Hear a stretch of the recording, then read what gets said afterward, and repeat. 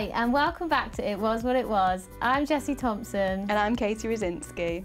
And finally, we've got a bit of action in the villa, haven't we? Not only do people seem to actually fancy each other, but last night we had probably the biggest twist so far, didn't we, with Brad and Lucinda? Yeah, so they've been voted by the public as the least compatible couple in the villa. Ouch. So now, I know, yeah, no one wants that, do they? So now between them, got to decide who's going to stay, who's going to go.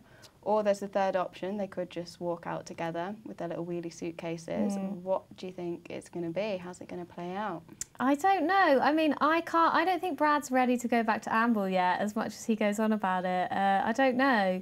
I particularly enjoyed Lucinda the other day talking about how she struggles to have a conversation with him, and they did have the world's most boring day ever. So I can't see them jetting off into the sunset together. I don't know. Yeah, no, me neither. I mean, let's be honest, that date, it didn't make for, like, gripping TV, did it? I think we both had a nap during that point, didn't we? Zoned out, very much zoned out. I mean, it's never a good sign when Faye had to take Brad aside and say, please, you know, ask her a couple of questions. Yeah. But, I mean, Brad, for someone who professes to not be that keen on his hometown, he gave it a hell of a lot of airtime in that episode. It was Amble this, Amble that, no champagne in Amble. Yeah. I think we could fact check that.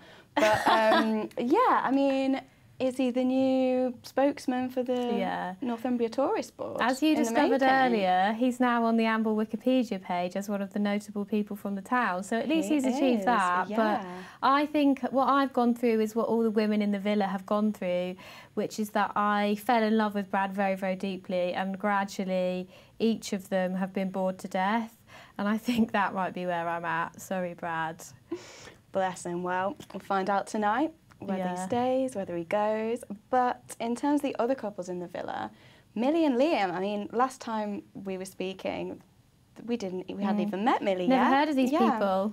But they seem to have gone from 0 to 100 very, very quickly. Yeah. Like, there's a lot of chemistry there, it seems. There's a lot of sort of raunchy banter between them, isn't there? And they've already been in the hideaway. And they've had a chat about their favourite Latin phrase, haven't they? They have. Carpe diem, the sort of Pinterest board quote of the I think that was one of my favourite moments so far of the series, where Millie said she didn't know what language it was, but her dad has made a neon sign out of it, and I'm hoping I'll be able to order one of those online quite soon. Yeah, if one of those online fashion brands doesn't do a collab with Millie's dad for some interiors, some kind of live, laugh, love vibes, they're missing a trick. I mean, call me Pretty Little Thing. And then Millie is part of the self-styled naughty trio, which also includes Lucinda and Chloe. And Chloe, who was one of the shockers, has now managed to couple up with Toby, who was originally with Kaz. That was a bit of drama, wasn't it? That was, yeah. I mean, I think that's one of the first bits of genuine stirring things up drama that we've had for the whole series, because everyone was very much playing it safe, not, you know, stepping on toes, as the Love Island phrase goes. But, yeah, Chloe just seemed to... She just went for it, didn't she? Her shot. She went for it, and she's been rewarded. She's been given a breakfast made of melon, which spells out her initials. What woman wouldn't want that? Truly, what more could you ask for? But, I mean, I don't think Celeb MasterChef is going to come calling for Toby, bless him, anytime soon, because, God, it just looked... It was maybe this series' answer to, do you remember Tommy Fury's sandwich that he made for Molly May? The Culinary Hall of Fame. Very Fire Festival vibes, yeah. We also saw Toby describe himself as, and I quote, a hopeless romant. Yeah. Not a romantic, a hopeless romant. Again, what every woman wants, a hopeless romant. I mean, Millie's dad could do a sign of that. Hopeless romance I think we're in neon lights. Yeah. Let's just draw up the business plan now. And then there was a big decision for Teddy, the latest Love Islander, to join. He had 4 women throwing themselves at him, and he had to decide who to choose. Somebody got dumped. we were sad to see Rachel leave, weren't we? Because she was sort of representing an older demographic, so we miss her. But he coupled up with Faye, didn't he? He did, and yeah, I'm intrigued to see how this one goes, because I'm really rooting for Faye to find someone, because I just think she's hilarious. Like, she's genuinely the funniest person in the villa. She's always got a very sort of dry one-liner to hand, which I absolutely love. And we kind of saw her open up a bit as well, didn't we? In recent episodes, she talked about how she's maybe been a bit closed off before because she doesn't want to be hurt. Yeah. So yeah, I'm hoping that things go well with Teddy, although he was very keen to show her the scar on his bum that he had. Got his bum out very quickly, but she was very happy to look at it, which is why we love Faye. I do feel like I understand her a bit better now. She's got quite a hard exterior, but I think she's vulnerable, isn't she? She doesn't want to get hurt. And as you say, Teddy, he's not scared of getting hurt. He's got the bum injury to show for it. You know, one real wild card was Sharon. Now is in a friendship couple with Hugo again, but she's looking at Hugo a little bit differently. She's trying to make Shugo happen. What are your thoughts on that? I mean, I'm not really convinced by this. I think, you know, she's been in the villa for 2 weeks.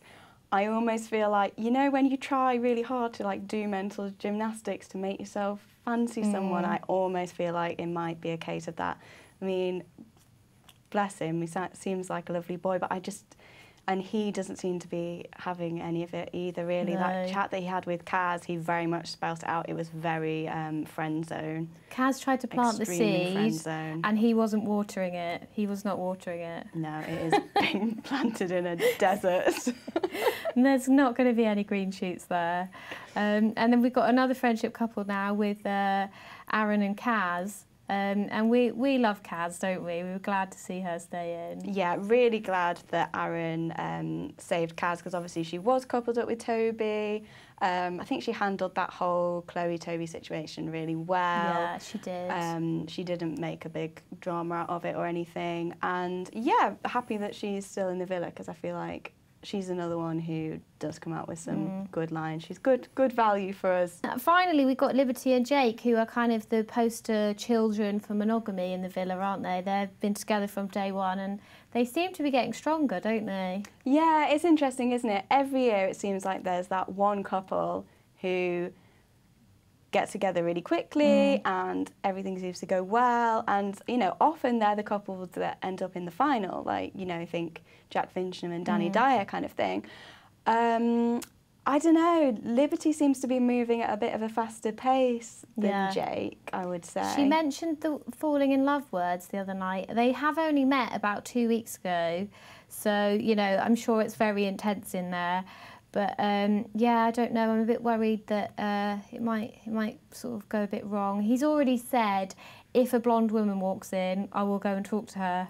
That's his criteria. Yeah. In fairness, though, we did have 2 blonde women walk into the villa. We had Millie and Lucinda, and he couldn't. You know, he didn't really manage to. Didn't work his charms on them, did he? Yeah. Yeah. Interesting. I think Catherine Moore will be a potential stumbling block for those 2. It'll be interesting to see how that plays out. Yeah. So, yeah. Thanks for watching It Was What It Was, and join us next week for our next episode when we'll be broadcasting live from Amble Beach. I'll bring the champagne.